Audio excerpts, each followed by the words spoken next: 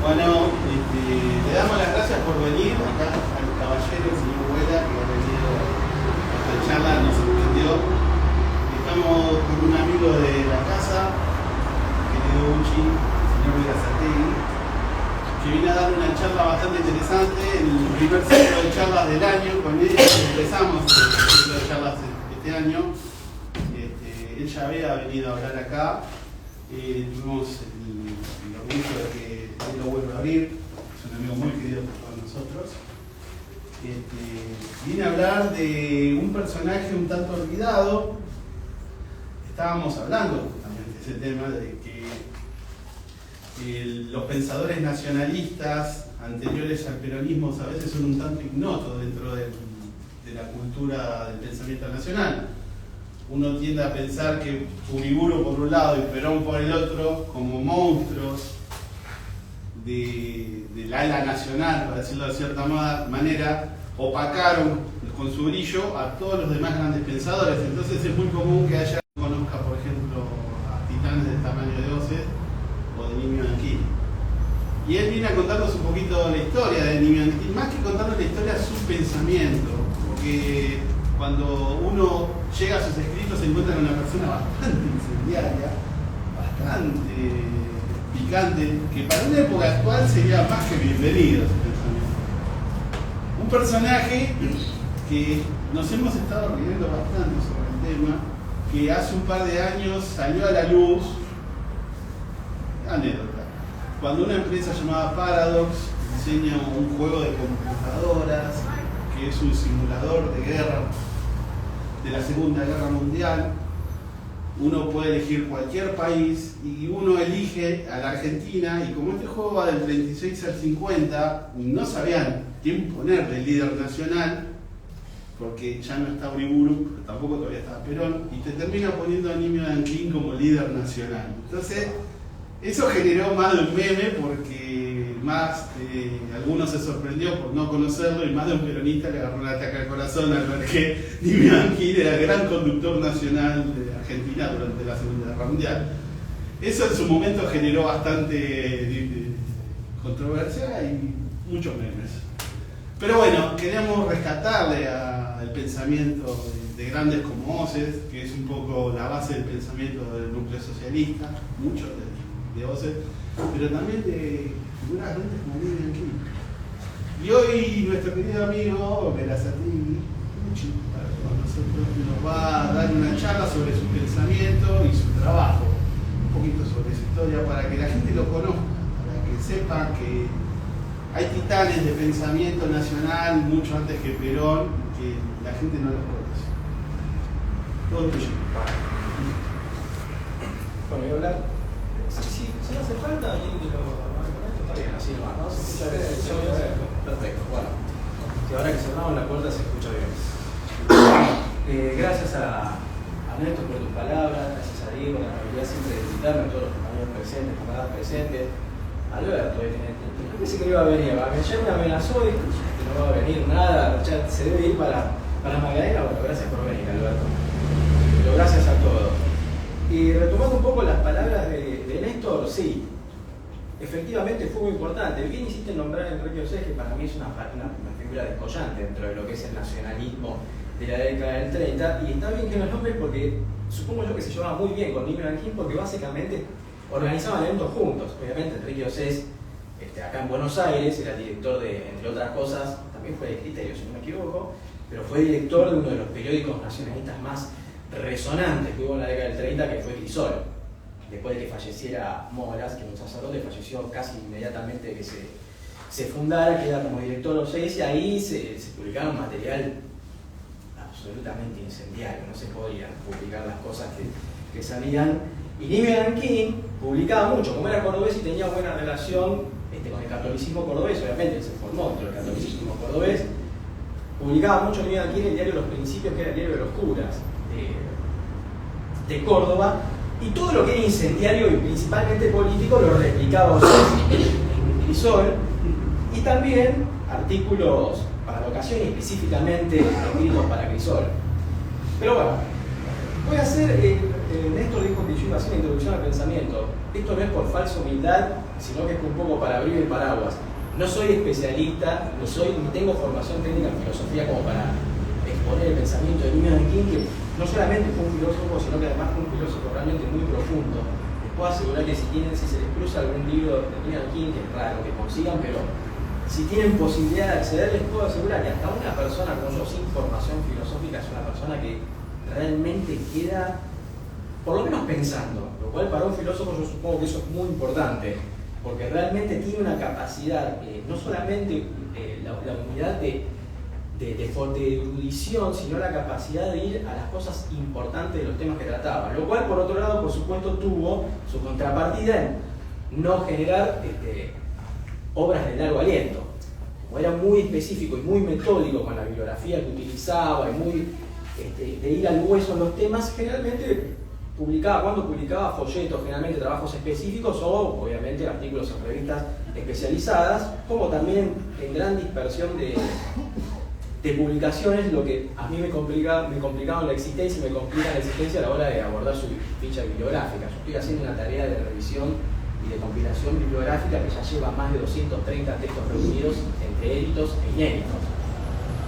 Bueno, por eso quería hacer esa salvedad de que por razones de formación personal, que más que nada en relaciones internacionales, en teoría política, y por razones de los intereses del núcleo social, voy a exponer principalmente, al menos una introducción con respecto a lo que él entendía por nacionalismo, y un aspecto muy importante que es su antiliberalismo, cosa de la que él yo creo que tiene mucha actualidad y la que él se enorgullecía cada vez que podía.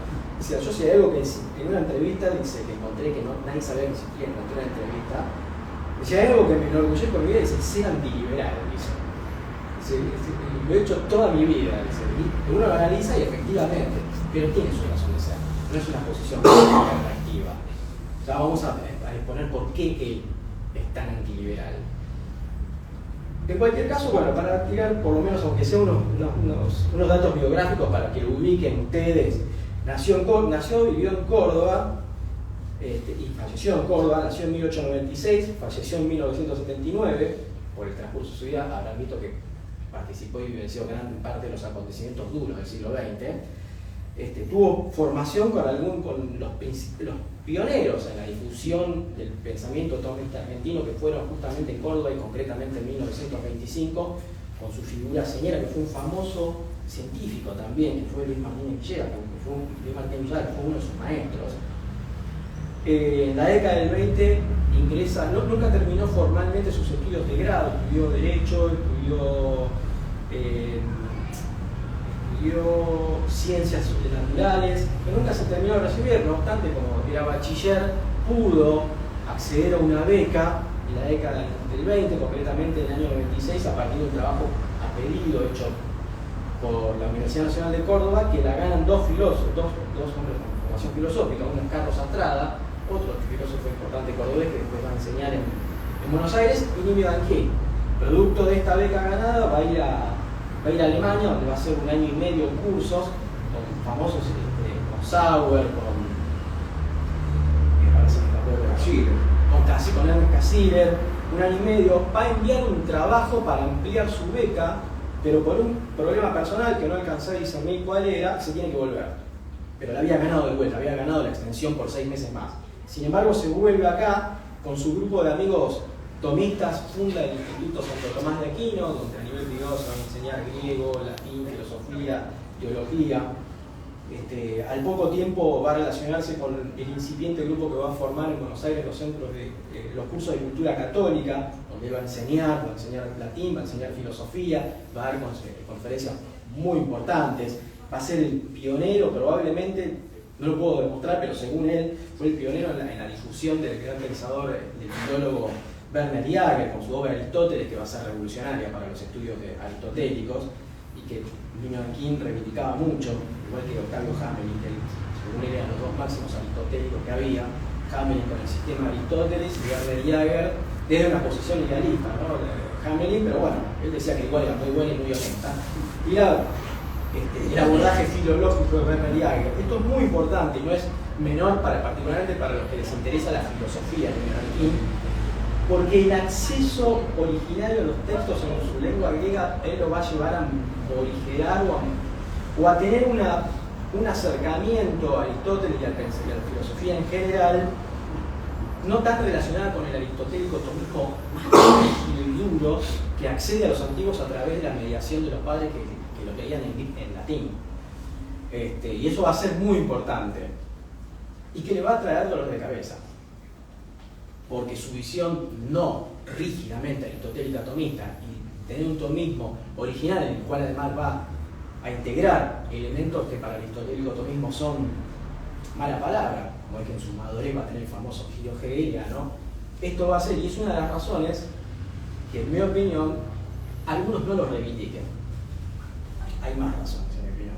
Bueno, decía, vuelve a la cátedra en 1938. Él ya es jefe de la Unión Nacional Fascista, que se funda en 1936, en agosto de 1936. Una intentona muy ruidosa, pero efímera. En 1939 ya no existía. Pero en el medio ocurre un atentado muy grave, un enfrentamiento entre comunistas y nacionalistas en la Universidad Nacional de Córdoba, donde mueren dos militantes nacionalistas, Francisco García Montaño y Julio Benito de Santiago, que eran conocidos de él. Él va a ser el que va a dar las palabras en el entierro de Benito de Santiago, y producto de esto va a escribir un artículo que para mí es una maravilla. Hay una página, incluso vamos a ver, va a ser subido, que se llama Sobre la fortaleza y la muerte, que es una maravilla. Ese texto para mí lo escribe con ocasión, es muy personal además, y es un abordaje sobre la existencia humana, sobre la virtud de la fortaleza y de la muerte, que es realmente imperdible. Producto del año 39, cuando se cumple un año del asesinato del año 38, da un discurso, no se le ocurre la mejor idea que dan a la Escuela del Colegio Nacional, como se llama, estaba administrado por la Universidad Nacional de Córdoba. El discurso es demasiado incendiario y lo rajan de la Universidad Nacional de Córdoba de patitas a la calle. Analizándolo objetivamente, la verdad que se lo buscó, porque el discurso es terrible, y encima el Colegio Nacional de Consalada dependía de la Universidad Nacional de Córdoba, y él era profesor de la Universidad de Córdoba. ¿Cómo vas a decir semejantes barbaridades en una institución del lugar de trabajar? Y lo rajan, que además ya lo tenían entre ceja y ceja porque era un activo y visible militante nacionalista, el jefe del nacionalismo cordobés, por lo menos de la Unión Nacional Fascista. En el 44 recupera sus cátedras, esto es la expulsión en el 38, todo el nacionalismo se moviliza, Moisés en Crisol le da una cobertura casi constante a su expulsión, toda. Yo tengo la fotocopia de la cobertura, la cantidad de comunicados, todo el nacionalismo se movilizó para apoyar a Newman King, consideraban que era no solamente un tipo de competente en términos de su formación filosófica, sino que se ve que se hacía respetar como persona porque trasuntan mucho respeto los comunicados de adhesión a su persona de parte del nacionalismo. Llama la atención eso. Recupera su cátedra, bueno, después de la Revolución del 43, el año 44 exactamente, vuelve a recuperar las cátedras, forma parte del grupo inicial que va a fundar la Facultad de Filosofía, antes no era un instituto de filosofía, que va a ser facultad de la cual va a ser vicedecano en el año 54, donde edita a su vez una revista dentro de un instituto que funcionaba dentro de esa facultad, el Instituto de Metafísica e Historia de los Sistemas Metafísicos. La revista se llamó Arge, fue muy buena, no salieron muchos números, tiene mucho nivel. En el año 55 lamentablemente quedó, con el golpe del 55, él pierde todas las cátedras, como gran parte de todos los pensadores que estuvieron más o menos cerca, o por lo menos se interpretó complaciente con el peronismo. En algunos casos, muchos, esto lo escribió muy bien Alberto, muchos no eran peronistas, pero por el mero hecho de haber colaborado, aunque más no sea intelectualmente, también fueron enfocados sus cátedras. En el tema filosofía es terrible. Yo, en medio de investigación, esto es un paréntesis, me he hecho de las publicaciones, varias publicaciones de filosofía de la época, y es terrible el cambio a partir del año 55. Los volúmenes de Humanitas, por ejemplo, que era probablemente la mejor revista de filosofía que había en ese momento, que hacía la Facultad de Filosofía de la Universidad Nacional de Tucumán, con el peronismo, no les miento, eran de este grosor, los volúmenes tenían un material, tanto de filósofos nacionales e internacionales, que impresionante. En el 55 desaparecen todas las publicaciones de filosofía, y Humanitas pasa a ser poco menos que un folleto.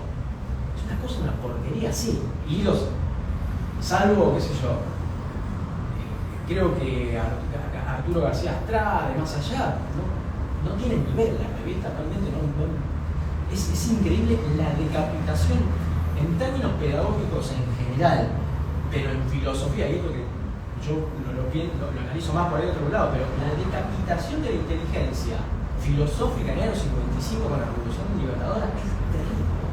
Terrible, se le quita todo aliento a la cantidad de revistas que hay, la revista Norte, la revista Filosofía de Mendoza, la revista Humanitas, la revista de Arquedes, que ya desaparece, había un número especial dedicado a San Agustín. En el año 54 se había producido el aniversario de San Agustín y se hizo un evento especial en la Universidad Nacional de Tucumán. Bueno, en fin. En 1950 ocurre un acontecimiento importante no solamente en la vida de Newman King, sino para la cultura argentina en general. Recibe el doctorado honoris causa por la Universidad de Maguncia, donde lee una conferencia magnífica, el breve comentario al voz Gitter del poeta Hölderlin. Está en la página de internet que está en línea, lo puse. Me parece maravilloso el texto, es muy muy bueno. La revista Arqueles va a volver a salir recién en la década del 60, pero ya costeada de su propio bolsillo a nivel privado, fuera de todo marco institucional. Con ocasión del golpe del 55 y producto de que se queda sin sus cátedras, merced a la acción principalmente del interventor de la Facultad de Filosofía, que es el que fue embajador de la UNESCO, ¿cómo se llama? Víctor Masú, al que lo manda en cana totalmente, la tiene comunicado muchos años después cuando pide sus cátedras, escribe el que es unánimemente reconocido como el mejor trabajo de él a nivel de filosofía política, que es Mito y Política. Es un trabajo breve, obviamente breve, acá está publicado acá en la década del 70, que es clausurada la revista donde lo va a publicar. Yo le la clausura de la revista, entonces nadie lo conoce, y lo amplía y lo saca un poco tiempo después, en el año 56. El texto está dedicado dice, a la memoria de mis ilustres comprovincianos, Leopoldo Lugones, el de Madurez, y al coronel Oscar Coborno, caído gloriosamente en el bien común por el bien común de la patria. Fue uno de los fusilados en el alzamiento de General Valle. Un dato que tengo, del cual Newman King jamás lloró ni nada por el estilo, que fue brevemente detenido, incluso Newman King, 4 meses detenido producto de este. Se lo acusaba de simpatizar con el golpe. Probablemente eso hacía cierto. Si no se hubiese comido 4 meses. El golpe, me estoy refiriendo al alzamiento, al intento de golpe de Valle, me refiero, ¿no? Bien. En la segunda mitad de los 50 se produce lo que algunos denominan el giro hegeliano de Newman King, donde él integra el análisis del despliegue del ser en la historia de Hegel, porque él considera que en el mundo actual la gente no cree, el mundo se seculariza, comienza a habitar, es como si se produce el ocultamiento de Dios.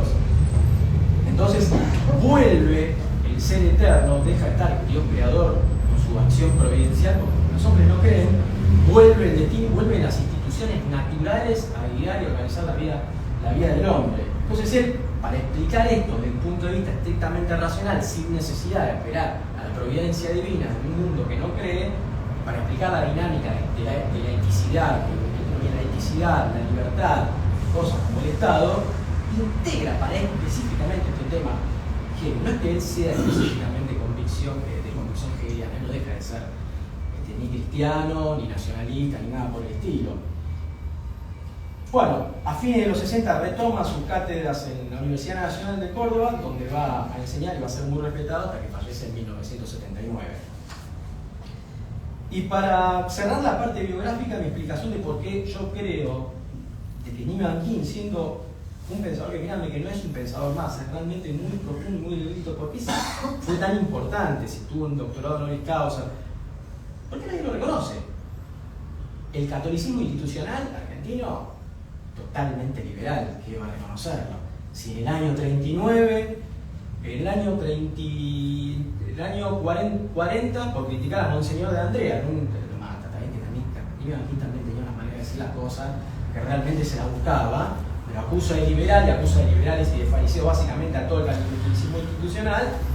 Realmente tiene una sanción también en la Universidad Nacional de Córdoba, el catolicismo institucional argentino, el pensamiento católico de la institución argentina, no lo reivindica. De hecho, hay cosas atroces. Héctor Mandrioni, Salvo en la Universidad Católica de Santa Fe. Sí, pero ya no. Hay un estudioso muchacho de que me dice, conocido, está buscando cosas en la Universidad Católica y dice, créeme que han barrido el niño de aquí de la universidad.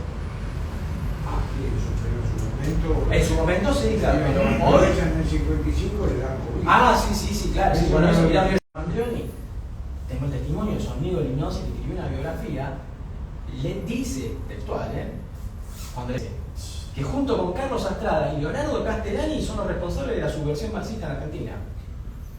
¿A quién le dijo eso? Héctor Mandrioni. ¿A quién le dijo? A Linosi. Linosi dice, yo me quedé paralizado y lo único que acerté a hacer, justo dice, estaba en un congreso de filosofía, dice, acertó a pasar con Rado de Gerlán y me acerqué a darle la mano. Así que junto a Astrada y a Castellani. Mandrioni dice que el Yanquín, Carlos Astrada y Leonardo Castellani son los responsables de la subversión marxista en Argentina. ¿Qué cosa? Lo peor de todo es que yo conozco gente que en los 70 decían, en Córdoba, decían que en mediados de los 70, decían que Nino Anguín se había convertido en hegeliano marxismo. Entonces, la pregunta, ¿qué era? ¿Nacionalista? ¿Nacionalista católico? ¿Peronista? ¿Hegeliano marxista? ¿Qué era?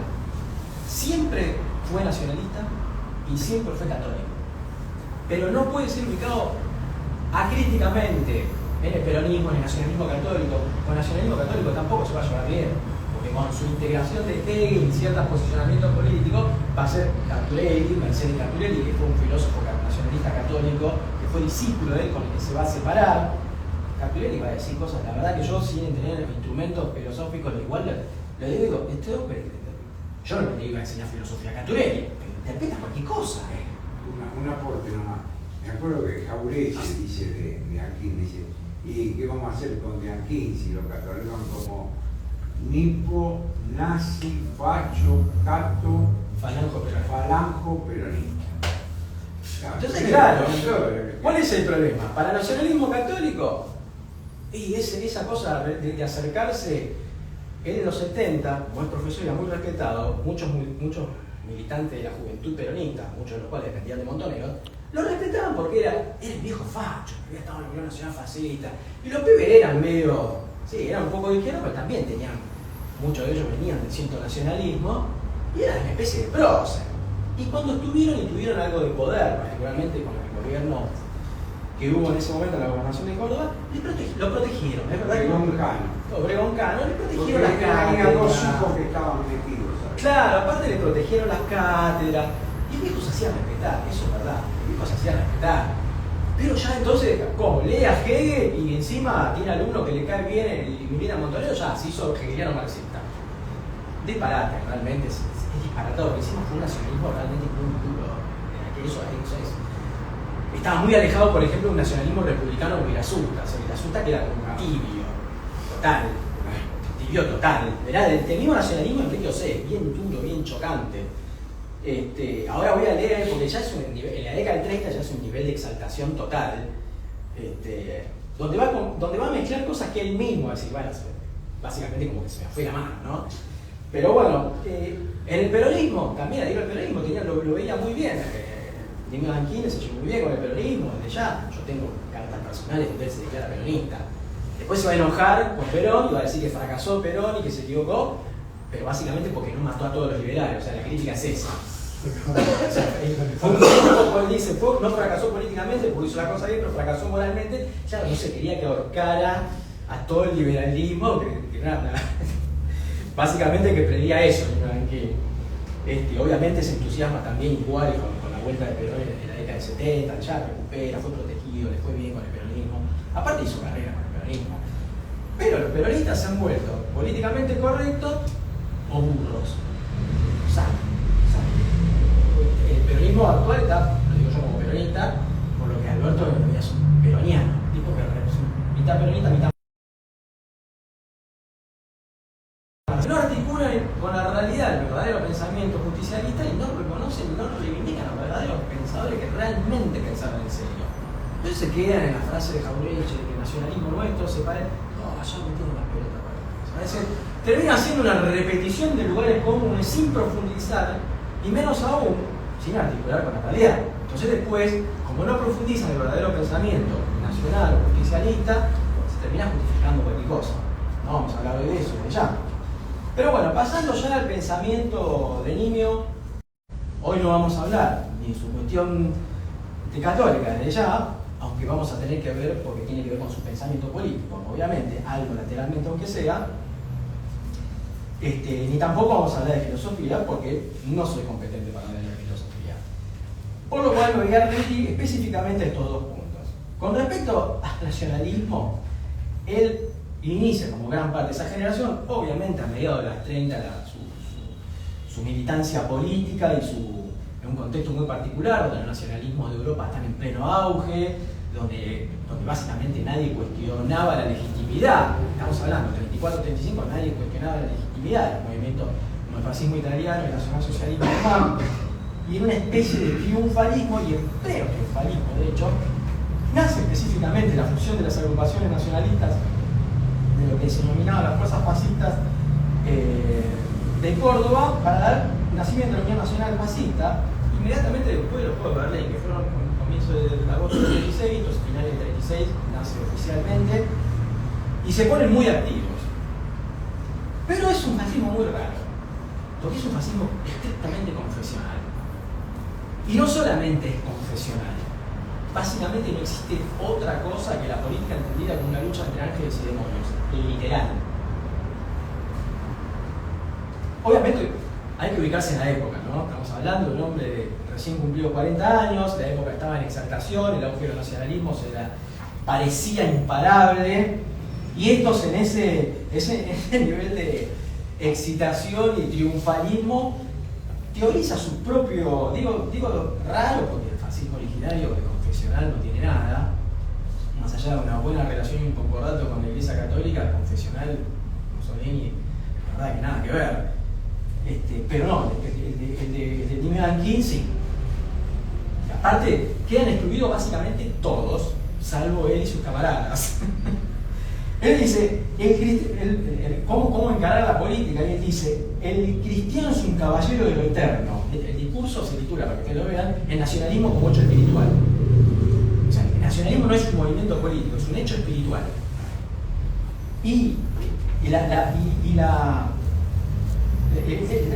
Cito así como al pasar, para que vean ustedes la tónica, ¿no? Dice, la providencia se ha dignado abrirnos los ojos y destaparnos los oídos para percibir el eco de las cosas eternas. No es una actitud teórica o una postura literaria la que nos hace levantar la cabeza hacia el cielo, sino una ley de nuestra operación que siente la ausencia del huésped y pide su visita. Es por eso que deseamos la transfiguración de lo temporal y lo eterno. Deseamos desde lo más entrañado de nuestra alma el reinado de Jesucristo. Ahí están las raíces de nuestro nacionalismo, que aunque se refiere a la ciudad terrestre y vive en el orden de lo político temporal, también posee una zona de interferencia que sus principios reciben como el calor de las irradiaciones de la ciudad celeste, que proyecta su sombra sobre el mundo que participa de los tipos eternos y perfectos.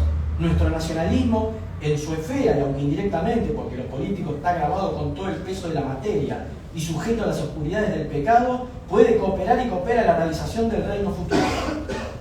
Wow. Es un gobierno, o sea, lo que postula es un sistema político gobernado por y para un 0,1% de habitantes, básicamente.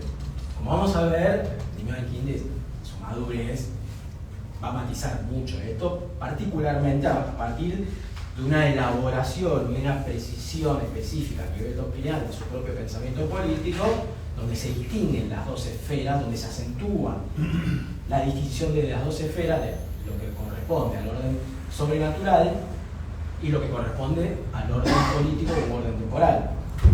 No obstante, en esa época no había cuestiones inflexibles, no había medias aguas y no había contemplación alguna. La democracia es solo una peste desplazada al viejo y nuevo mundo, dice en 1939. Esta es la réplica en el diario Crisol. El título original era "La democracia es de origen herético y constituye un atentado contra la dignidad de Dios". Esa es la tónica de ese momento militante, ¿no? Terrible. Dice, ser antidemocrático, no había democracia buena posible, dice, ser antidemocrático equivale a defender la dignidad humana y hasta, si se quiere, defender la belleza del universo. Wow. Ser antidemocrático es defender la belleza del universo. que solo es cosmos porque es armonía, y solo es armonía porque es una disposición jerárquica y teleológica, monárquica, de partes distintas y tez semejantes. La democracia es un atentado contra el orden divino y que preside la vida de los mundos. Por eso la democracia es de origen herético, es una blasfemia contra el Dios cristiano, de quien procede todo poder y toda autoridad. No sé qué pensaría Mussolini de estas cosas, pero bueno. Y Hitler se anima tanto. Bien, esta es la tónica del pensamiento nacionalista mediados de los 30 de Nietzsche aquí. Fascismo medio raro, muy confesional, maniqueo, no en el sentido religioso de la expresión maniqueo, sino que polarizaba la política. La acción concreta es un acto sacro que divide a réprobos y elegidos, a ángeles y demonios en lucha constante. Y particularmente se da con particular violencia después para el neonanismo en el inicio de la Segunda Guerra Mundial. No hay manera posible de equivocarse. Pero ¿qué es lo que piensa en definitiva? Vamos a lo más profundo, y porque esto es demasiado contingente, secundario en términos doctrinales. ¿Qué es lo más profundo? Y ya en la década del 30 hace algunas aseveraciones doctrinales muy interesantes.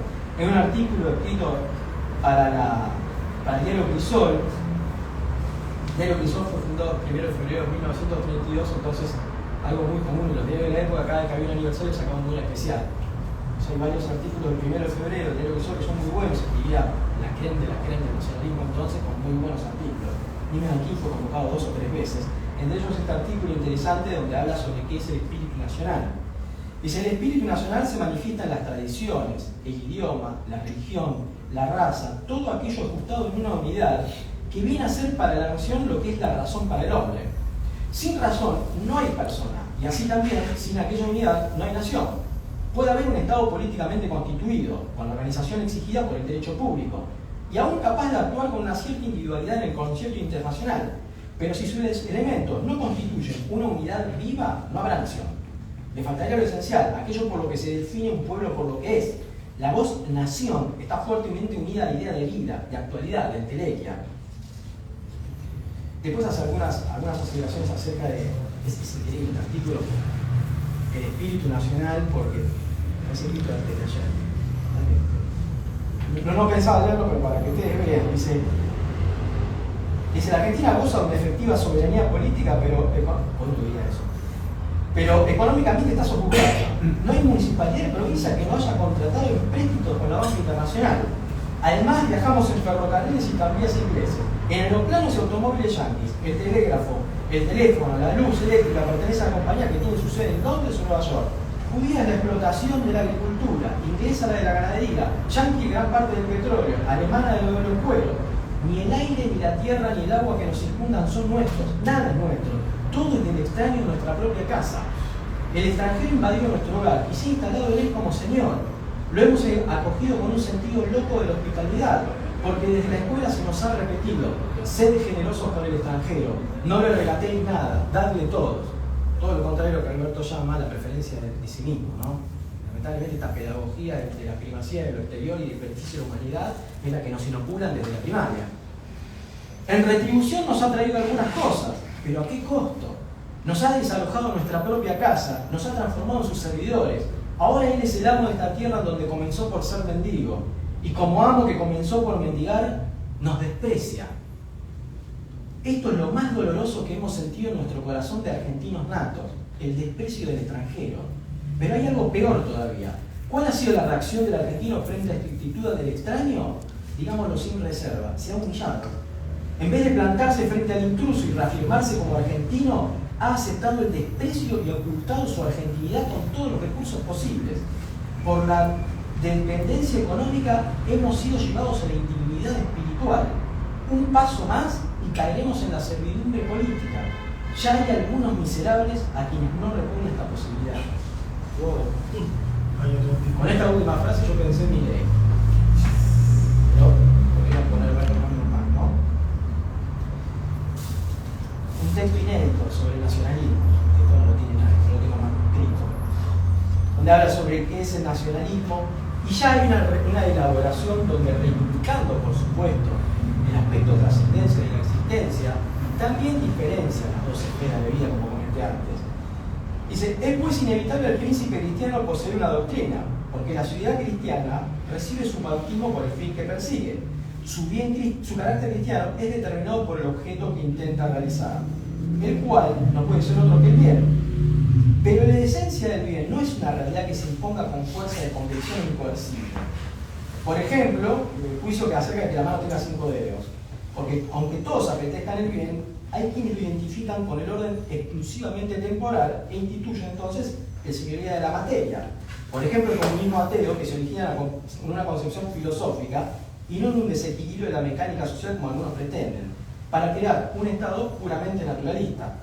Otros hay, como los liberales, que al instituir la libertad como un fin en sí destruyen la edificación del bien, como causa final activa, pues lo dispersan los bienes individuales, al par que crean un punto de egoísmo. Esta convicción maliciosa se agudiza con el demoliberalismo, por la presunción de que el origen del poder está en el pueblo y remata en la anarquía. Cada hombre tiene en sí su principio y su fin. El bien común desaparece y es reemplazado por los bienes individuales en recíproca e implacable pugna. Cuando uno lee esto es inevitable pensar en una especie de tercera posición, ¿no? Critica todas situaciones nocivas en la búsqueda del bien común, pero que acá ya está diferenciando el bien puramente temporal, que no van a conseguir los bienes temporales, aunque tengan una relación, obviamente, siempre con la existencia de los dos bienes, de buscar lo que él llama el bien común de la lende, que eso se hace por la religión, por la fe y por la gracia, y el bien común de la gente, que obedece al orden temporal y por ende compete al Estado como el todo que nos contiene a nosotros siendo una parte. No se puede caer ni en el Estado naturalista, dice él, y materialista del comunismo, ni en el individualismo del liberalismo. Bien, este pensamiento está principalmente resumido en su obra, como dije, Mito y Política. Pero antes de dar un muy breve pantallazo en los puntos principales, son los que yo considero son los puntos principales de su pensamiento elaborado en Mito y Política, voy a citar una breve declaración, que es la respuesta a una encuesta sobre hacia dónde va el nacionalismo en el año 1970, o sea, estamos hablando del niño de ya de la madurez, para la revista Panorama. Van a ver ustedes la madurez, que lo lleva a decir cosas como esta y que no debe haber caído muy bien a oídos de alguno de sus camaradas, ¿no? Dice, la respuesta es muy breve, así que voy a citar, no digo todo, pero más o menos. El principal problema del nacionalismo ha sido la confusión de lo terreno y lo celeste. Parece esta definición con el libro de 1930, ¿no? Era la contradicción implícita en la denominación de nacionalismo católico. La lucha política no se encaraba como tal, sino como un conflicto entre ángeles y demonios del cielo paulino. Así se ha desarrollado el nacionalismo porteño por obra de influencia de los padres Mengel y Castellani, hombres muy inteligentes con quienes diciendo: lo que ellos no han entendido es que en esa dialéctica histórica del señor y el siervo, que para Hegel se resuelve en la ulterior dependencia del señor hacia el siervo, en la que se expresa la dominación, el cristianismo no puede convertirse en señor. Su vocación es la de mártir. Por eso el destino del cristianismo está en el cielo. En cambio, el nacionalismo es totalmente de este mundo. Y hecha esta crítica de la metafísica, debe encontrar la simplicidad de un principio fundante. Esto es muy importante. Cuyo portador será un azar histórico. Mi aporte al nacionalismo es la elucidación de un principio, el de amigo-enemigo. Así como para los griegos el bárbaro era el extraño, nosotros debemos encontrar los límites de la proximidad. Ahora voy a ver un poquito a qué se refiere con amigo, enemigo, bárbaro y proximidad. La proximidad del cristiano es universal. La ley nacionalista debe abarcar solo a los compatriotas. Su nacionalismo debe ser cerrado aunque abierto a la comprensión de la época en que vivimos, una época de hacer, en la que el valor fundamental es la eficacia, el principio de la facticidad. Se trata de estrechar el concepto de proximidad a todos aquellos que tienen sus raíces en la nación, sin diferencias de religión o ideología. Para esto de la década del 30, ¿no? Repito eso, se trata de estrechar el concepto de proximidad a todos aquellos que tienen sus raíces en la nación, sin diferencias de religión o ideología. Podrían caber también los marxistas. no aquellos que mantengan una dependencia del barro extranjero. Hay un Yankee mucho más maduro, como él dice en un texto ya fogueado por la dureza de la historia, ¿no? Mucho más abierto, ya no quiere hacer lo que sí proponen otro autor, lo que sí se desprende otro autor que vamos a analizar brevemente también, que él va a criticar, que es una de las fuentes principales del nacionalismo católico en Occidente y particularmente argentino, que es incluso el tradicionalismo católico. Y bueno, ¿quién va a criticar duramente al tradicionalismo católico? A Juan Donoso Cartés lo va a acusar de ser judaizante. Tiene un texto que es tremendo, también inédito, y lo tengo yo,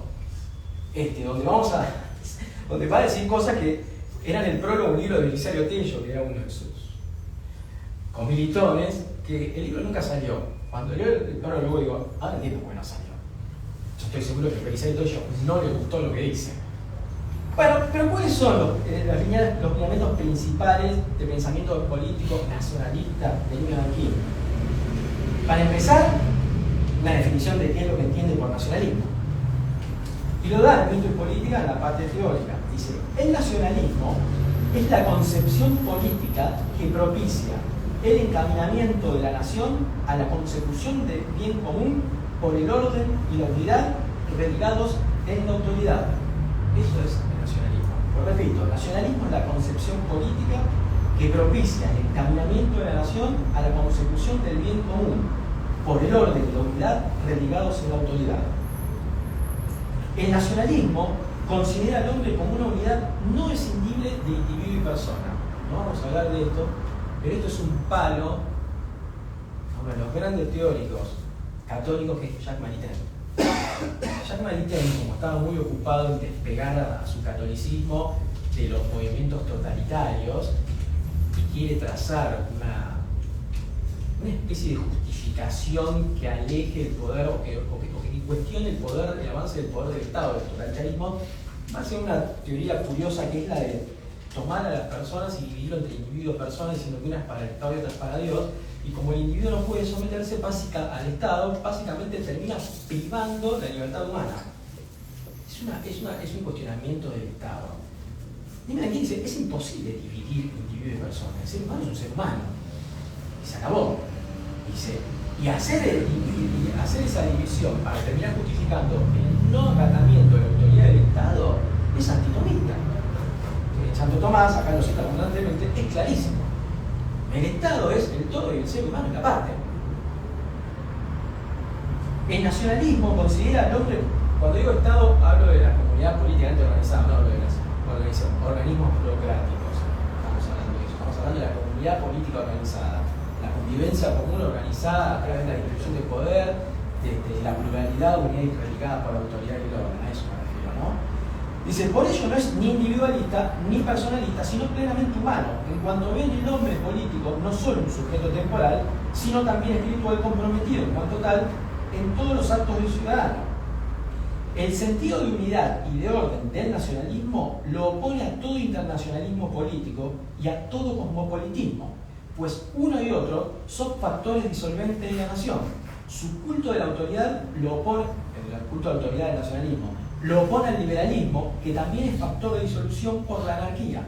Su concepción del bien común lo opone a toda mitolatría. Este es el concepto que él reivindica y que es propio del pensamiento político católico, que es el de bien común. El Estado tiene sus funciones y tiene su justificación en tanto y en cuanto es el gerente y el gerente de la consecución del bien común, que priva por los intereses particulares. Porque si priva el interés particular por el interés común, no hay convivencia colectiva posible. Que eso es lo que propicia a quién, el liberalismo. Y es por eso está la consecuencia especial y específica de por qué él es tan antiliberal. Porque además, dice, es una marea que en Occidente comienza y no se detiene desde el siglo XIX. El entrominamiento de la libertad del mito.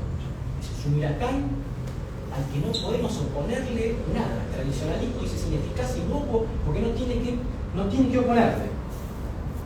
Un sistema político como el nacionalismo, que pone el bien común como fin, no puede ser absolutamente malo y no puede ser condenado por su nacionalismo. Si pusiese como fin la absorción de la persona por el Estado, sería malo y condenable. Pero entonces no sería nacionalismo, sino totalitarismo.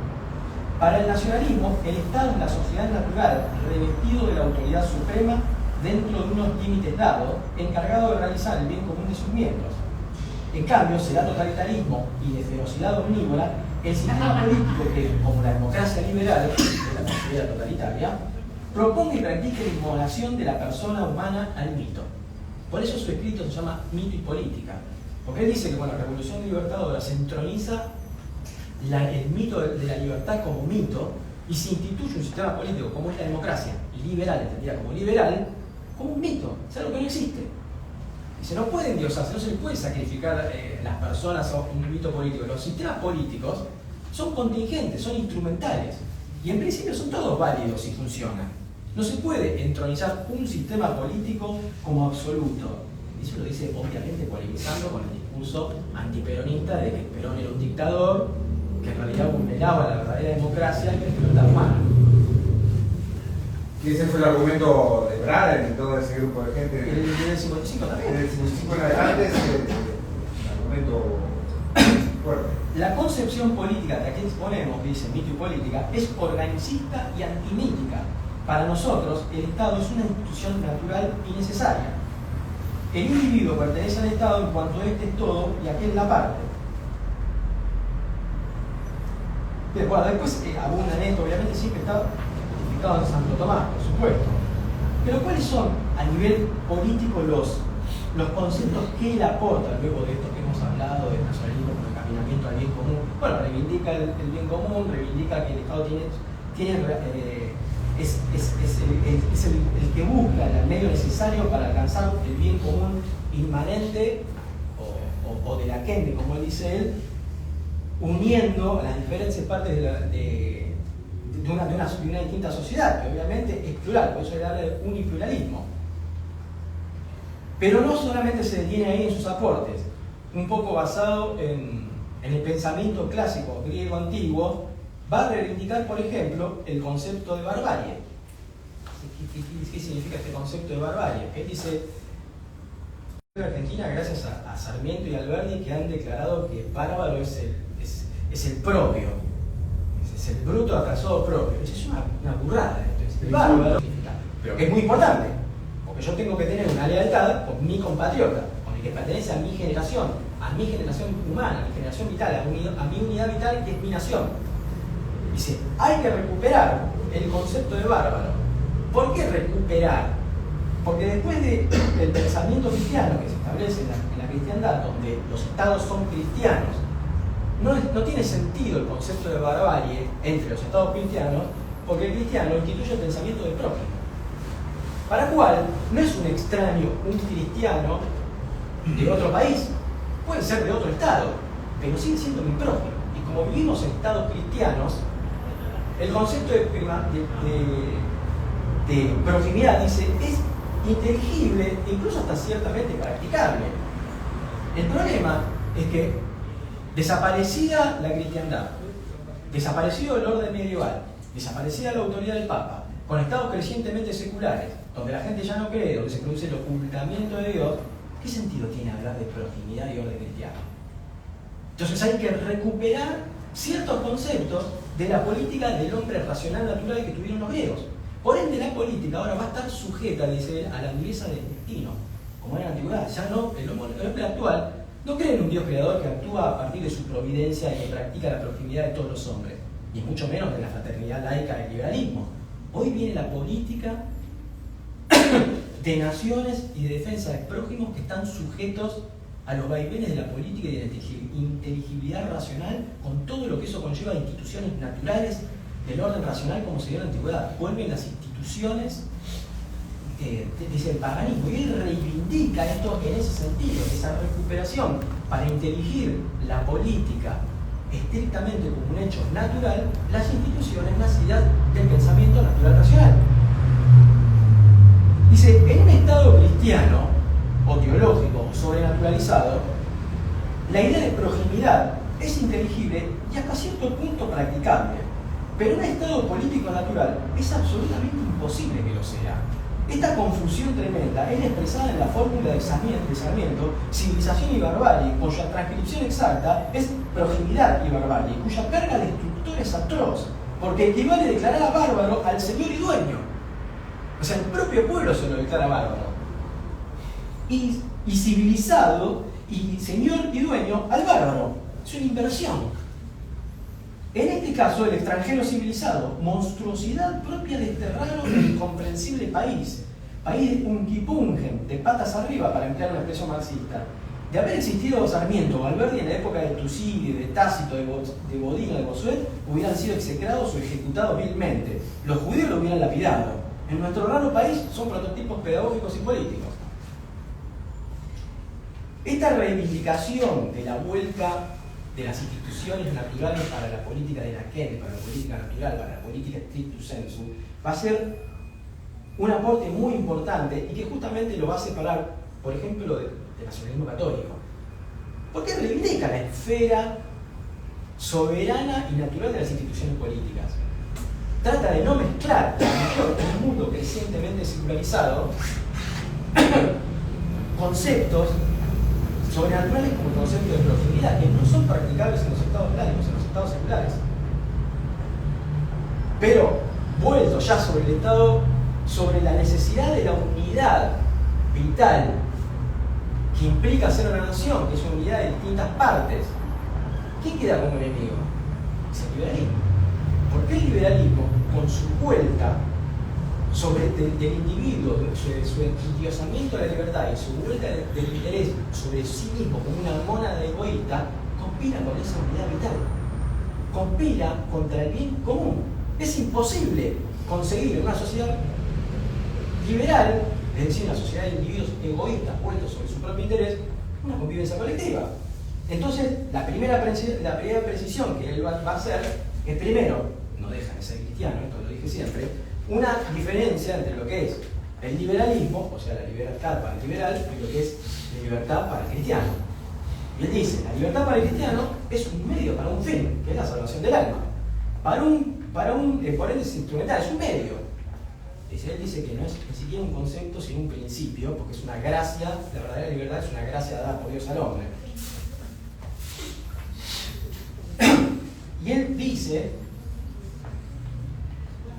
el mundo cristiano teocéntrico, no hay otro mundo cristiano, es racionalmente armónico, es un mundo de relaciones coexistenciales entre seres sometidos a una jerarquización que exige su comunicación recíproca, coyuntura donde opera el amor. Esta es la libertad para el cristiano. El mundo cristiano da por supuesto las relaciones mutuas coexistenciales de las personas. El monadismo egoísta y atómico de la concepción liberal, que tiene por lema el non serviam, el no serviré a nadie más que a mí mismo, tiene un mundo de contiguidad hostil. Ya no hay compatriotas, hay una contiguidad hostil. Los individuos liberales les resultan sus compatriotas un impedimento para la maximización de su propio egoísmo. En el caso más favorable, una contiguidad indiferente y sin reciprocidad amorosa. Este mundo no deja lugar para el amor, sino para el odio y la tolerancia, que es la oprobiosa caricatura laica de la caridad. La tolerancia no se basa en el amor, sino en la indiferencia, que a su vez resulta del más frío espíritu de conveniencia individual. El mundo liberal es un mundo de cálculos para buscar el propio beneficio. Eso es el liberalismo. Por eso para él la define el liberalismo, a la democracia liberal, que es su resultante política, como la suma de la enemistad. Y él defiende, esto ya hablando en términos religiosos, el concepto de servidumbre de Dios, del hombre hacia Dios, que utiliza la gracia utiliza la libertad como un medio para mejor servir a Dios. Por ende, traspolado al ámbito político, no tiene relación, es un simple, lo que se puede entender por eleutería en la poli griega es simplemente la posibilidad de participar políticamente, dice. No puede ser un fin jamás, nunca jamás la libertad puede ser un fin en sí mismo.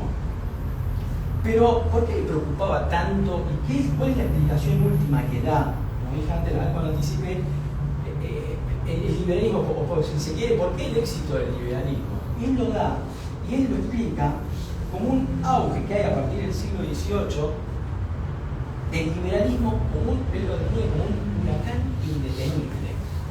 Dice, los seres humanos, dice, por lo menos en Occidente, han endiosado la libertad es un concepto que no se conoció jamás. La libertad mito, dice él, es una cosa que no registra antecedentes en la historia. Dice, la libertad mítica, que es el sustento del actual liberalismo y de todas las instituciones consecuentes, tanto en lo político como en lo económico, ¿no? La libertad mítica es una novedad absoluta del hombre revolucionario. No es de origen judío, porque el judaísmo con su conciencia dual servil no podía engendrar ninguna libertad, lo cual nos parece evidente.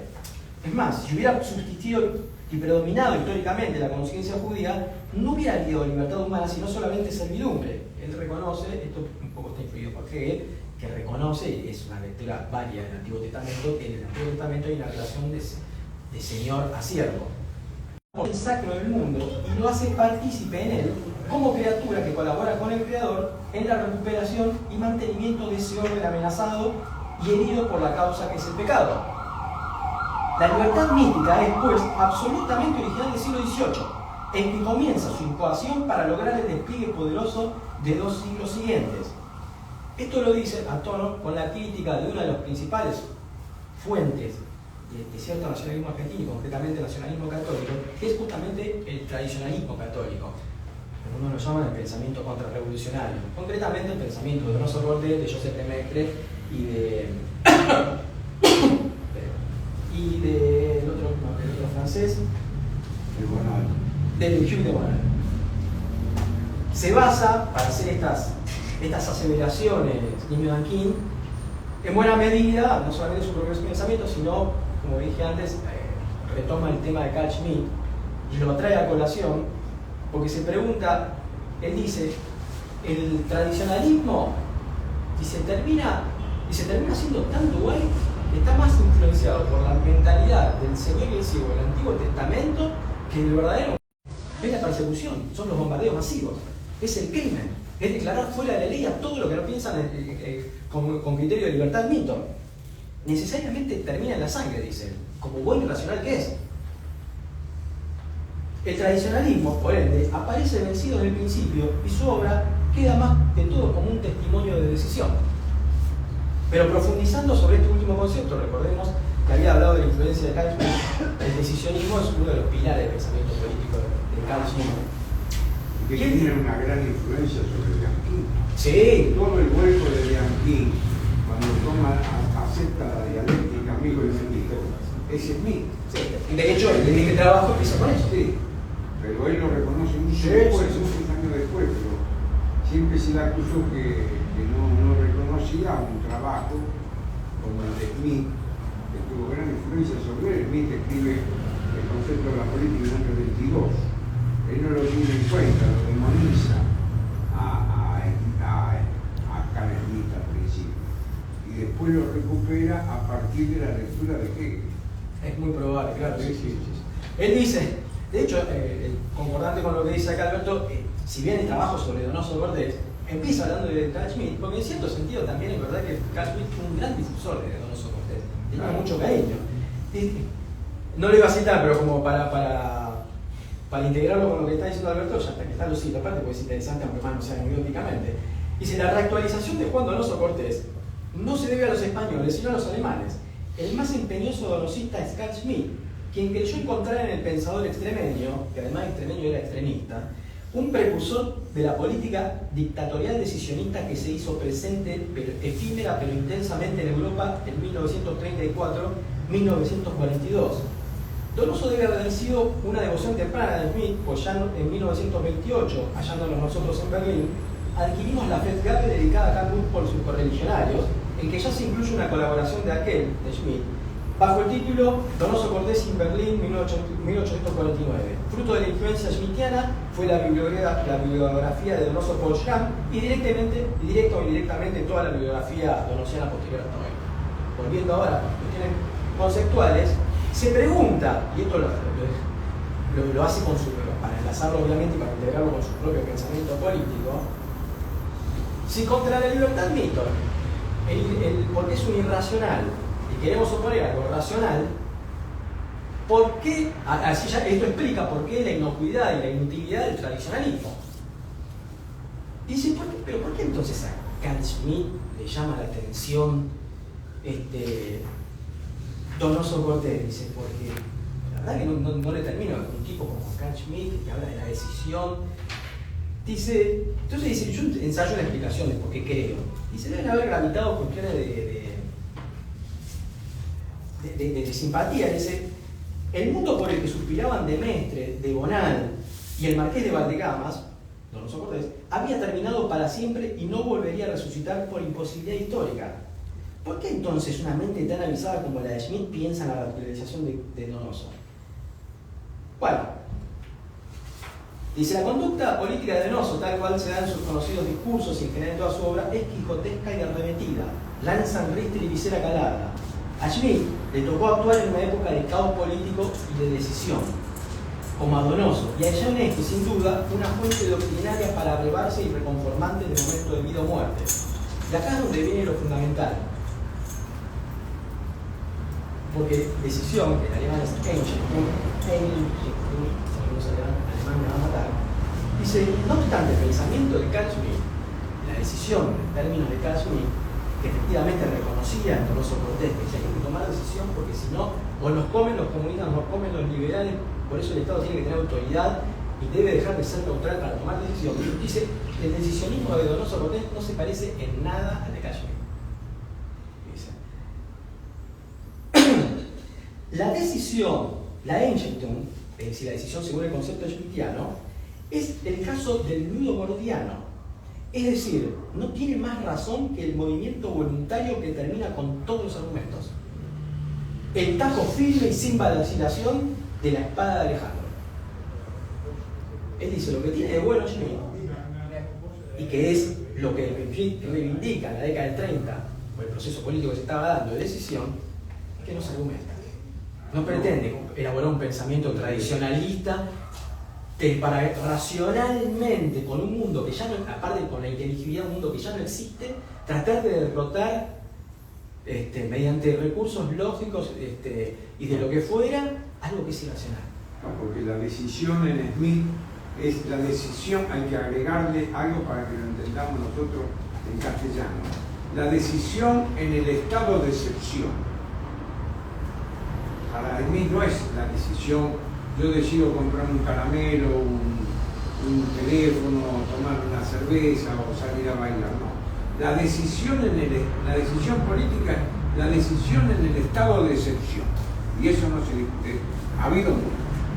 Cuando se suspende el funcionamiento, ¿quién es el que toma la decisión? El que tiene para poder, cuando se suspende, cuando se genera ese estado de excepción, el que tiene la autoridad y la potestad para decidir y aplicar su decisión, ese es el soberano. Ese es el soberano. El Führer. Entonces, con el liberalismo, no hay que dialogar. Porque la decisión en el estado de excepción es la relación, es cuando se trata de imponer, se trata de resolver la relación amigo-enemigo. Si yo ya he demostrado de que dentro de mí existe el liberal, que no es un compatriota, es un enemigo, porque él tiene existencialmente su idea, pone en riesgo mi convivencia colectiva, eso es un irracional, y contra el irracional yo no puedo argumentar. Ergo, me invisto de autoridad, declaro el estado de excepción y tomo la decisión de eliminarlo. Y se terminó. Más o menos, este paralelismo que estoy haciendo, estoy hablando de eliminarlo en términos políticos. pero estoy hablando en términos filosóficos de cómo lo articula en los discursos de Bukele. Si vos lo escuchás, cómo habla de las malas, digamos, torna al Estado salvadoreño y a la sociedad salvadoreña contra un único enemigo existencial que son las malas. Y dice, la primacía del Estado salvadoreño y de la sociedad salvadoreña está en una enemistad fundacional desde hace un montón de años en su propia existencia, tanto económica, social, cultural y de seguridad, con la existencia misma de estas organizaciones paranacionales o ultranacional. Claro, porque por eso es excepcional. Claro, ese es un caso típico. Y él lo dice. ¿Por qué le dice? Es excepcional. La clave es para y se señala enemigo. Exacto. Se señala el enemigo y contra ese enemigo ¿Quién está con esa? la lucha por ser existencial no puede ser amigas tintas. Se puede razonar con el adversario. Podemos estar peleados, ¿sabes? Podemos estar Con el peleados. enemigo no. Pero con el enemigo no. Pero que no es el enemigo privado, No es el es el enemigo. hostis, no es Exactamente. el inimicus, porque el Evangelio dice dirigite inimicus vuestros, quiere decir amad a vuestro enemigo, el enemigo privado. Lo que dice Carl Smith es la lucha es con el hostis, Con el el que me opone, con el enemigo público. Como luego las En ovejas nuestro son- idioma castellano tenemos un problema semántico porque Claro, no, inimicus no es el fundamento de lo que nosotros entendemos enemigo, sino Claro. en realidad inimicus es lo que nosotros llamamos en realidad adversario. No, es el enemigo. Pero en castellano es complicadísimo Cuando porque dice el enemigo que- es el existencial. No. Bueno. Enemigo es el enemigo, cuando decimos enemigo, es el enemigo privado. Cuando decimos en política enemigo, siempre nos referimos al enemigo público, al hostis. Es el que pone en riesgo la existencia de la unidad política de la nación. Entonces no no puede haber riesgo de eso. Platón lo dice en la República. Con el enemigo no puede haber, porque, repito, como pone en riesgo la existencia colectiva, la existencia como nación, no puede haber acuerdo, no puedo arreglar con él, solamente queda combatirlo. Y él acá termina con una reflexión bastante polémica, donde dice, el totalitarismo, hablando de los movimientos de entreguerras, ¿no? Sujeto de la decisión, ha sido la última manifestación de la europeidad, reflejo distante y auténtico de la República Cristiana, empeñado en una campaña de contención de Oriente sobre Occidente. Porque él dice que mientras lo de Donoso Cortés, el decisionismo de Donoso Cortés, está relacionado con esa conciencia dual de señor a siervo, por el contrario, la de Carl Schmitt es un compuesto de Gates germánico, voluntas medieval con la inclusión de todo ingrediente judío, o sea, sin asomo de conciencia desdichada. El decisionismo totalitario intentó desalojar del alma europea la conciencia dual servir, infiltrada en los individuos, pueblos e instituciones, y aún sacralizada por una tradición generosa, y fomentar, justamente por este ejercicio límite de la autoridad, y fomentar de hecho, en cambio, una conciencia renovada en que pudiese florecer la analogía y con ella la inteligibilidad del ser. Lo que dice es que el rol que le cupo a los movimientos superiores de entreguerras, que al apoyar, al querer erradicar en definitiva esta conciencia dual servir y racional, bueno, puede aparecer el pensamiento, pues se puede entonces ejercer el pensamiento racional. Estamos eliminando el irracional que se está aposentando en la conciencia de Occidente. Este decisionismo de clara estirpe greco-cristiana pugnaba por la racionalización de la libertad y por la eliminación radical del mito. Bueno, nosotros no estamos en Europa, estamos en América, por ende, él no lo traslada críticamente este pensamiento acá. Pero dice, América en este nuevo mundo es el futuro absoluto, el futuro sin pasado, o sea, sin tradición. Esto lo dice para el pensamiento de nosotros, menos que menos nos sirve a nosotros. La única tradición que acepta el futuro americano es el cristianismo, cuya intemporalidad le asegura una ecumenicidad transitoria. Ignoramos hasta qué punto las formas temporales a asumir el cristianismo en América coincidirán con las otras formas temporales ya realizadas en otro lugar y otro tiempo. La develación de este enigma pertenece al futuro de América. Él es muy cauteloso, pero muy profundo cuando habla de América. Tiene un libro inédito que sabe América, que es una maravilla, sobre lo cual Alberto podría hablar de tendido.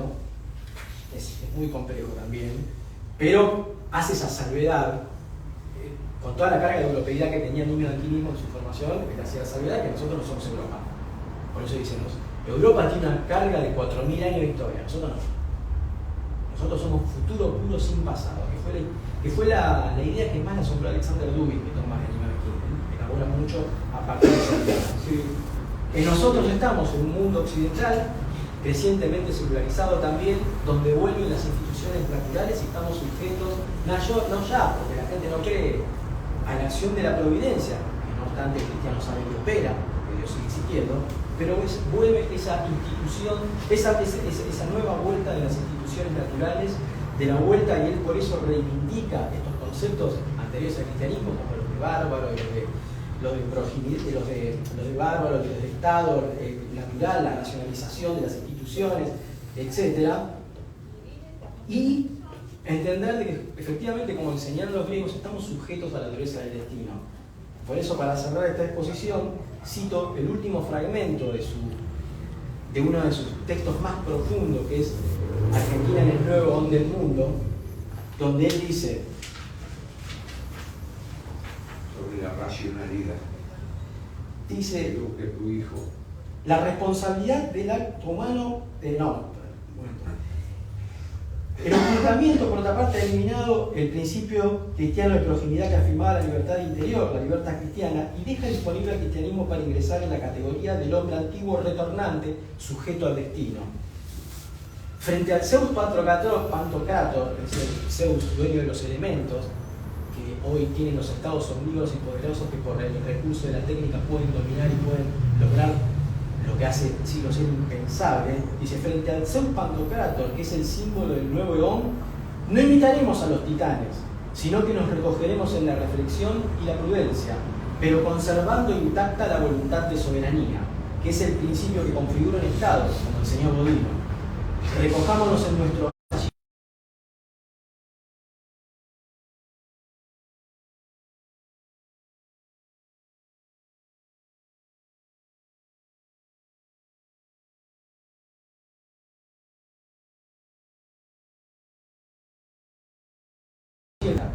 no aceptemos a priori la mano del puede tendernos el poderoso, pues es nuestro enemigo natural, pero administremos bien nuestra desconfianza, tanto exterior como interiormente. Seamos implacables con los traidores a la patria, que es el delito mayor del hombre contra la comunidad que integra. Eliminemos de la formación de nuestros hijos los elementos irracionales que roban el alma de los jóvenes y le quitan el verdadero sentido de la vida. Todo lo racional e inteligible debe ser asimilado por nuestros hijos, y a la par desechado todo lo irracional, que es definitoriamente destructivo. Y para templarlos en el fuego que avanza y no amilalarnos en algún dolor que suframos, retengamos las palabras de Eurípides que he citado: duro es el destino. Nada más, muchas gracias.